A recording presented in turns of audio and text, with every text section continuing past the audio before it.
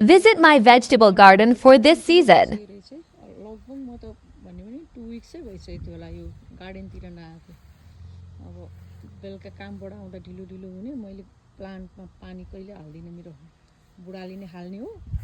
त्यही भएर रोप्दिन चाहिँ मैले रोपिदिएको थिएँ, तर अहिले त ओहो सबै ठुल्ठुलो भएर यो सिमी त फल्न पनि थालिसकेछ। लौ कति चाँडै फल्न थालिसकेछ भाइ। सिमी भयो, यहाँ टमाटरहरू छ, अनि यो फर्सीलाई त मैले यहाँ रोपेको थिएँ जस्तो पनि लाग्दैन कि यो चाहिँ खास नेपालकै फर्सी हो, तर यो एकदम ठुलो भएर जाने भएकोले मैले यहाँ रोपेको थिइनँ। तर यो फर्सी पनि उम्रिया रहेछ। अनि यो लौका चाहिँ कहिले पनि मेरो गार्डनमा हुँदैन थियो, यसपालि चाहिँ अलिक यसो हेर्दा त राम्रै भएर आएछ। हेरौँ कस्तो फल्ने हो। अनि यो सबै नेपाली काँक्रा हो, ठुल्ठुलो अचार खाने काँक्रा हो। अनि मजाले फुल्न पनि थालिसकेको रहेछ। अहिले अलिक वेदर अलिक राम्रै छ, वार्म छ, धेरै हट पनि छैन, धेरै कोल्ड पनि छैन। त्यो भएकोले होला प्लान्टहरू अलिक राम्रै भएर रहेछ। अनि यो चाहिँ ओक्रा हो, तर कति धेरै विडहरू आएर रहेछ भाइ। विड सफा गर्नुपर्ने रहेछ, तर मलाई त त्यो सफा गर्ने जाँगरै छैन। यसपालि मैले प्लान्ट चाहिँ रोपिदिएको छु, तर मलाई खास त्यो बारीमा यताउति गर्ने केही नभएर हेरिया पनि थिएन भाइ मैले चाहिँ। यो जुकुनी त ओहो फल्न थालिसकेको रहेछ।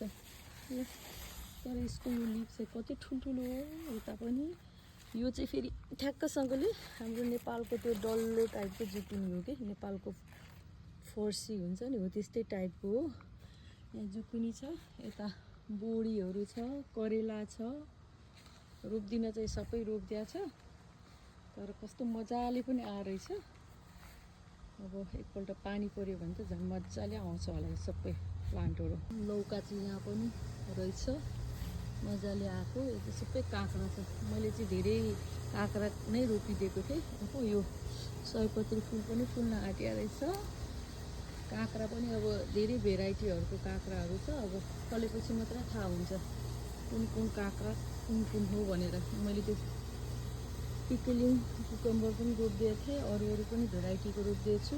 यो भयो एक प्लान्ट पनि फुल्न थालिसकेछ। अनि एउटा सानो घिरौँला पनि रहेछ यो उम्रेको। यो घिरौँला चाहिँ तर अति नै ठुलो भएर जान्छ। मैले नरोपेको पनि प्लान्टहरू उम्रिरहेको रहेछ, मलाई नै थाहा भएन। यहाँ मिन्ट छ, तर यो गार्डनमा कति धेरै विडहरू आएको भाइ। सबै सफा गर्ने बेला अक्कबरी खुर्सानी फुल्दैछ। अक्कबरी खुर्सानी यो चाहिँ लास्ट इयरकै प्लान्ट हो, मैले काटिदिएको थिएँ। यसलाई मैले गराजतिर लगेर राखेको थिएँ।